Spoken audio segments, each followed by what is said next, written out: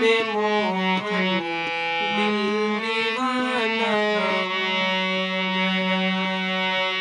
दिल दीवाना हो गया मेरा दिल दीवाना हो गया दिल दीवाना हो गया मेरा दिल दीवाना हो गया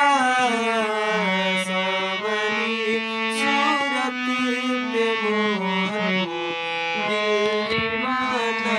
हो गया सावली सूरत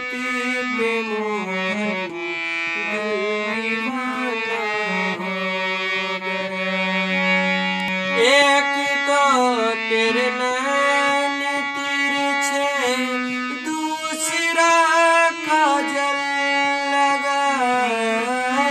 एक तो तेरे नैन तिरछे दूसरा काजल लगा तीसरा नजरे